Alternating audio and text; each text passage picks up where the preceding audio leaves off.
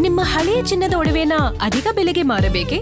ಆಟಿಕಾಗೆ ಕಾಲ್ ಮಾಡಿ 8880 Attica gold company.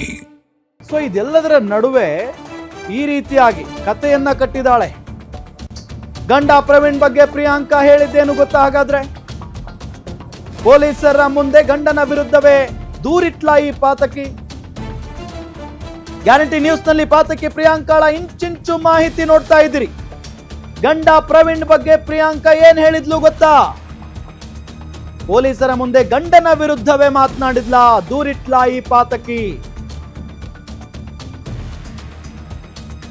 ಗಂಡ ಪ್ರವೀಣ್ ನನ್ನ ಬೈಯುತ್ತಲೇ ಇದ್ಲು ಈ ನೌಟಂಕಿ ಪ್ರಿಯಾಂಕಾ. ನೋಡಿ, ಗಂಡ ಪ್ರವೀಣ್ ಏನಿದಾರಲ್ಲ ಅವರನ್ನ ಬೈತಾನೆ ಇದ್ಲು ನಿರಂತರವಾಗಿ. ಅಲ್ಲಿಂದ ಬರಬೇಕಾದ್ರೆ ಶನಿವಾರ ಸಂತೆಯಿಂದ ಬೆಂಗಳೂರಿಗೆ ಬರಬೇಕಾದಂತಹ ಸಂದರ್ಭದಲ್ಲಿ ಪೊಲೀಸ್ನವ್ರ ಮುಂದೆ ಬೈತಾನೆ ಇದ್ಲು ಗಂಡನ್ನ. ಆತನಿಂದಲೇ ಇಷ್ಟೆಲ್ಲ ಆಗಿದ್ದು, ಆತನಿಂದಲೇ ನನ್ನ ಮಗು ಸತ್ತಿದ್ದು ಅಂತ ಹೇಳ್ತಾಳೆ. ನಾನು ಡಿವೋರ್ಸ್ ಕೇಳಿದಾಗ ಕೊಟ್ಟಿದ್ರೆ ಇದೆಲ್ಲ ಆಗ್ತಾನೆ ಇರಲಿಲ್ಲ. ಮೊದಲು ಡಿವೋರ್ಸ್ಗೆ ಸೈನ್ ಮಾಡಿದ್ರು, ನಂತರ ಯಾರದ್ದೋ ಮಾತು ಕೇಳಿ ವಾಪಸ್ ಪಡೆದ್ರು.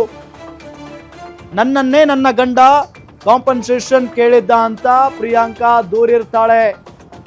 ಕಾರಿನಲ್ಲಿ ಬರುವಾಗ ನಾನು ನನ್ನ ಪ್ರಿಯಕರ ಒಳ್ಳೆಯವರು ಅಂತ ಬೊಗಳ್ತಾ ಇದ್ಲು ಈ ಪ್ರಿಯಾಂಕಾ. ಗಂಡ ಪ್ರವೀಣ್ ನನ್ನ ಬೈತಾ ಬೈತಾ ನಾನು ಮತ್ತು ನನ್ನ ಪ್ರಿಯಕರ ಮೋಹನ್ ಇಬ್ರು ಕೂಡ ಬಹಳ ಸಾಚಾಗಳು, ಬಹಳ ಒಳ್ಳೆಯವರು ಅಂತ ಹೇಳಿ ಈಕೆ ಪೊಲೀಸ್ನವ್ರ ಮುಂದೆ ನಾಟಕ ಶುರು ಮಾಡ್ತಾಳೆ.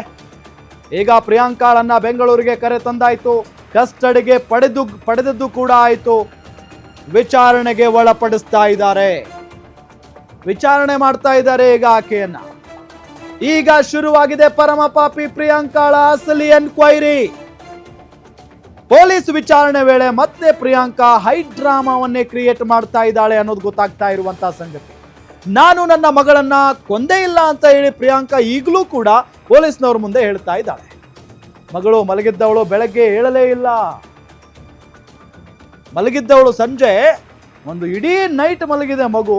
ಬೆಳಗ್ಗೆ 6:30 ಎಬ್ಸಿದ್ರೆ ಮಗು ಎದ್ದೇಳೇ ಇಲ್ಲ. ಮಗಳು ಮೃತಪಟ್ಟಿದ್ದು ಹೇಗೆ ಅನ್ನೋದು ನನಗೆ ಗೊತ್ತಿಲ್ಲ ಅಂತ ಗೋಳಾಡ್ತಾ ಇದ್ದಾಳಂತೆ ಪ್ರಿಯಾಂಕಾ ವಿಚಾರಣೆ ಸಂದರ್ಭದಲ್ಲಿ.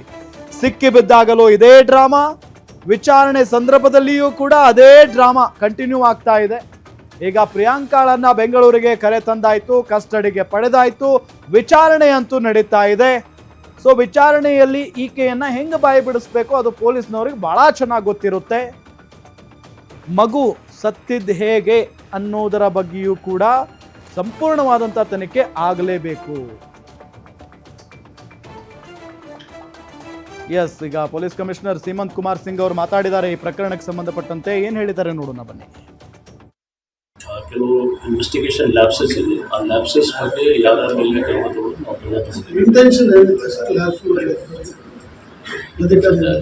ರಿಪೋರ್ಟಲ್ಲಿ ಇಂಟೆನ್ಷನ್ ರಿಪೋರ್ಟ್ ಬಂದಿದೆ. ರಿಪೋರ್ಟ್ ಪ್ರಕಾರ ನಾವು ಕ್ರಮ ತಗೊಂಡಿದ್ದೀವಿ. ಇಂಟೆನ್ಷನ್ ಖಂಡಿತ ಸರಿ ಇರಲಿಕ್ಕಿಲ್ಲ, ಅದಕ್ಕೋಸ್ಕರ ಈಗ ನೋಡಬೇಕು. ಈಗ ಐಒ ಚೇಂಜ್ ಆಗಿದೆ, ಐಒ ನಾವು ACP ಲೆವೆಲ್ ಆಫೀಸರ್ಗೆ ತನಿಖೆ ಕೊಟ್ಟಿದ್ದೀವಿ. ಅದನ್ನು ಆ ಡಿವಿಷನ್ ಅವರೆಲ್ಲ ಬೇರೆ ಡಿವಿಷನ್